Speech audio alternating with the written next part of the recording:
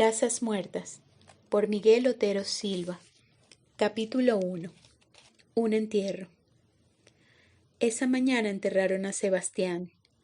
El padre Pernía, que tanto afecto le profesó, se había puesto la sotana menos zurcida, la de visitar al obispo, y el manteo, y el bonete de las grandes ocasiones.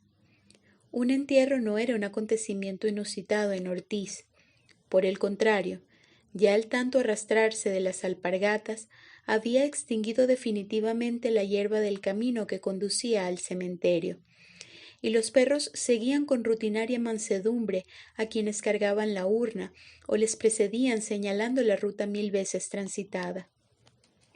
Pero había muerto Sebastián, cuya presencia fue un brioso pregón de vida en aquella aldea de muertos, y todos comprendían que su caída significaba la rendición plenaria del pueblo.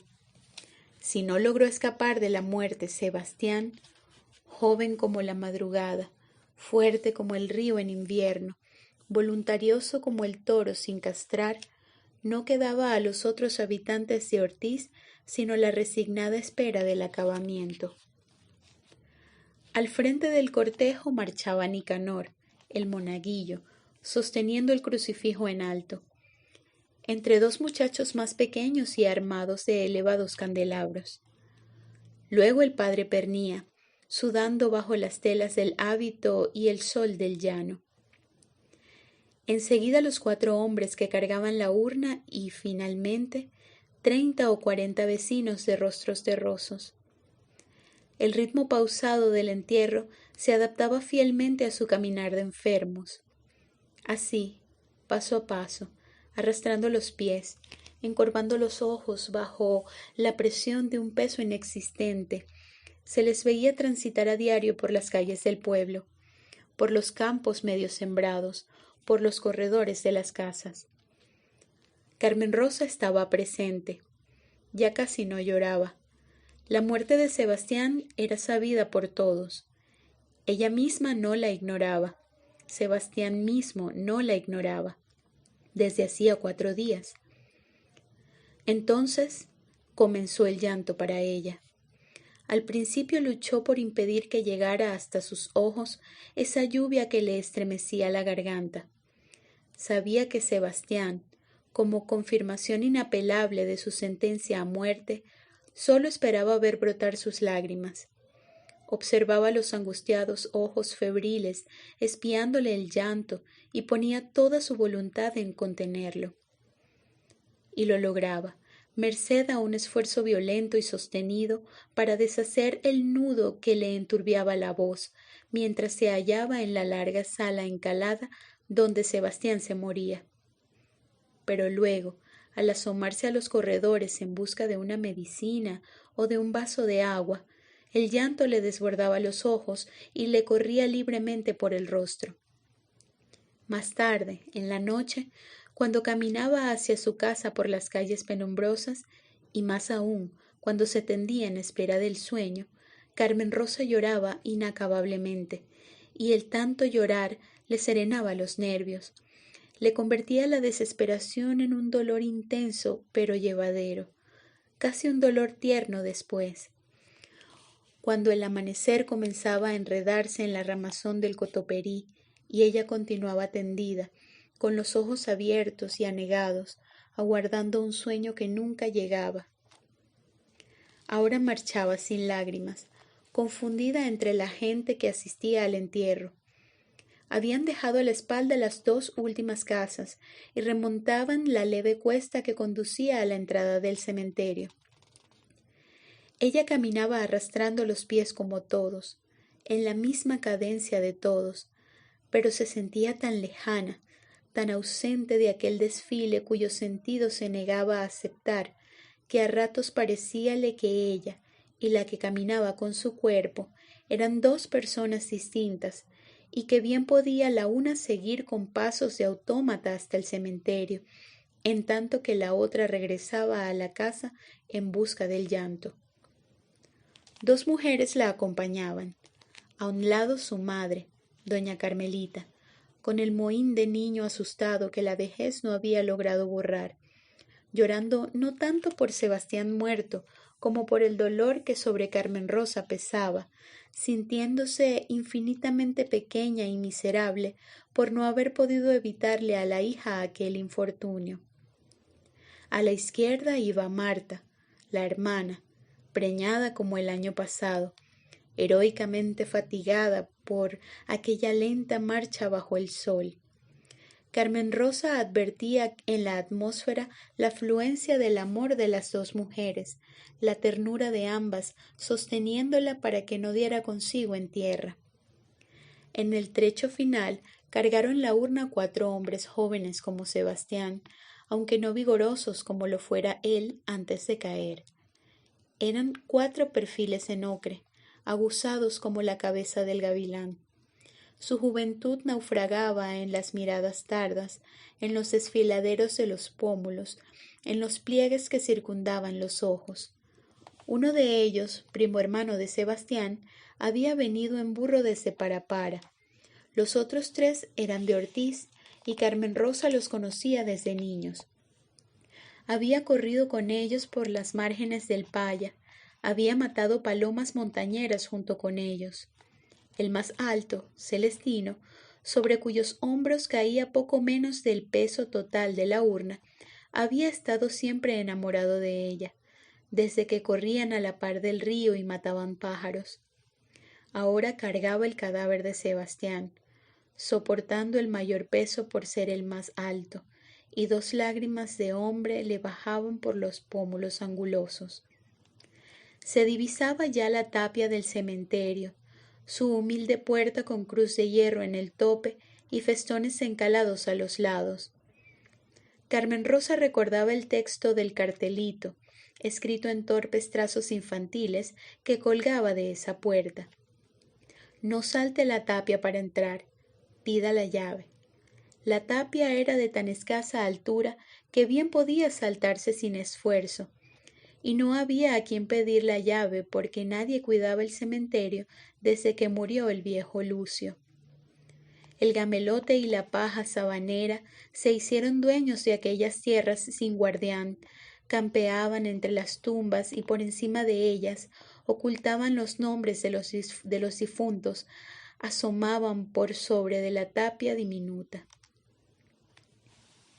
A escasa distancia de la puerta, la marcha del cortejo se tornó lentísima.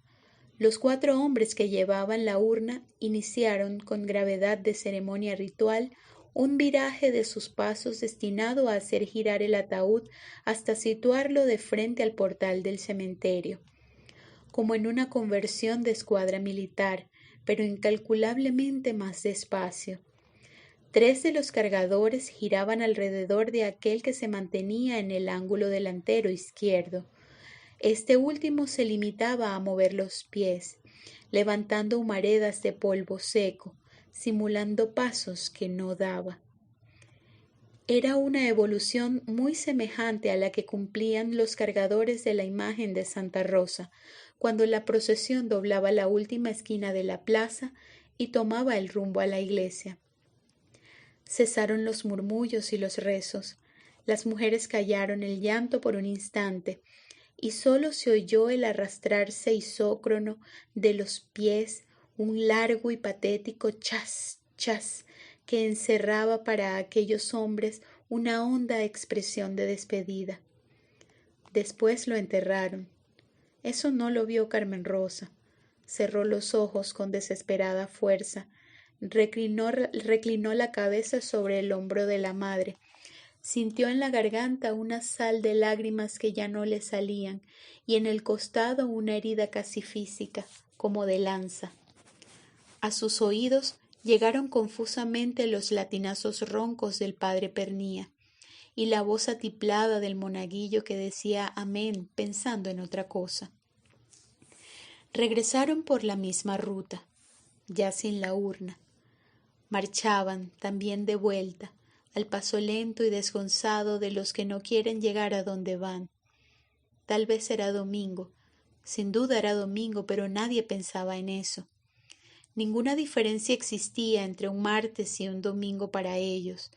Ambos eran días para tiritar de fiebre, para mirarse la llaga, para escuchar frases aciagas. La comadre Jacinta está con la perniciosa. Nació muerto el muchachito de Pedramatute. A Rufo, el de la calle Real, se lo llevó la hematuria. Apenas el padre Pernía se preocupaba por recordarles cuándo era domingo, desatando la voz de las campanas para anunciar su misa. Pero aquel día, domingo o lo que fuera, el padre Pernía presenció la dura agonía de Sebastián, amaneció junto al cadáver y las campanas no llamaron a misa porque estaban doblando desde muy temprano. Carmen Rosa volvió a la casa, apoyada en el débil brazo de doña Carmelita, y seguida por un irresoluto tropel de hombres y mujeres que no se despedían de ella porque no disponían de ánimo para hacerlo. Entraron todos por el portal de la casa, se agolparon largo rato en los corredores hablando a media voz o mirando a Carmen Rosa silenciosamente y se marcharon al fin, ya mucho después del mediodía, escurriéndose por el ancho zaguán que daba a la plaza. El patio era el más hermoso de Ortiz, posiblemente el único patio hermoso de Ortiz. En sembrarlo, en cuidarlo, en hacerlo florecer, había empecinado Carmen Rosa su fibra juvenil, tercamente afanada en construir algo mientras a su alrededor todo se destruía. Tan solo el tamarindo y el cotoperí, plantados allí desde hacía mucho tiempo, nada les debían, salvo el riego y la ternura, a las manos de Carmen Rosa. Nacieron para soportar aquel sol, para endurecer sus troncos en la penuria, e igualmente erguidos se hallarían en el patio aunque Carmen Rosa no hubiera nacido después que ellos para regarlos y amarlos.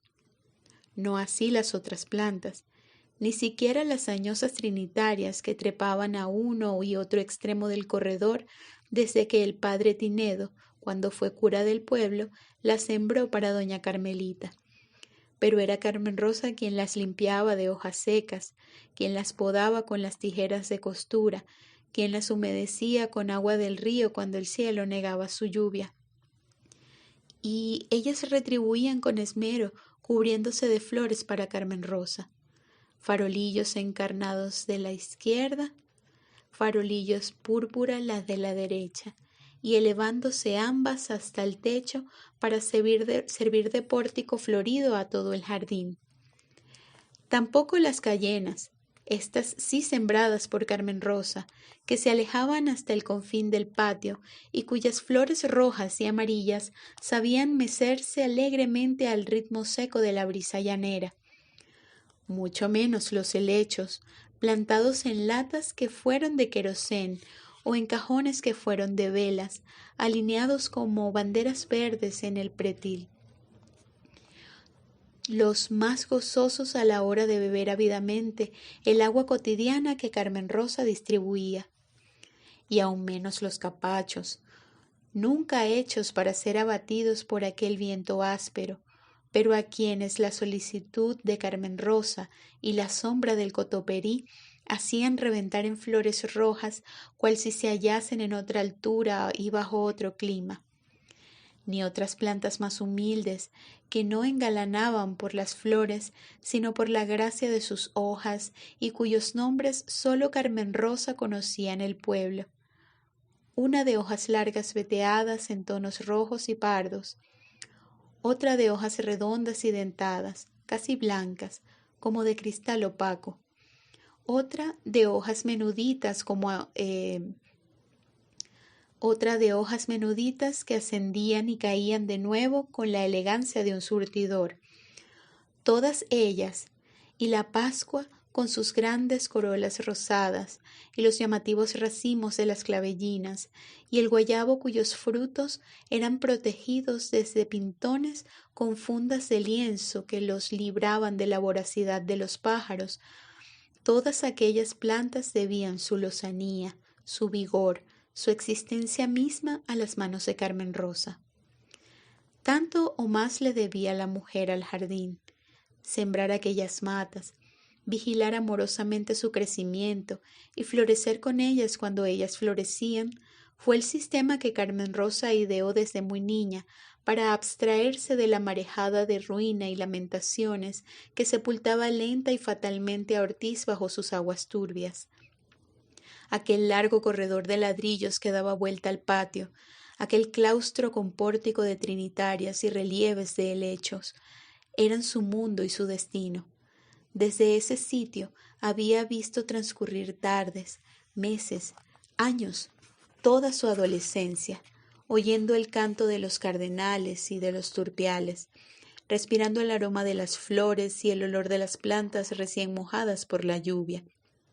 Y ella creía con firmeza, ¿cómo podría ser de otra manera?, que solamente su presencia en aquel pequeño cosmos vegetal del cual formaba parte, su contacto constante con el verde pulmón del patio, le había permitido crecer y subsistir, no abatida por fiebres y úlceras como los habitantes del pueblo, sino fresca y lozana como la ramazón del Cotoperí.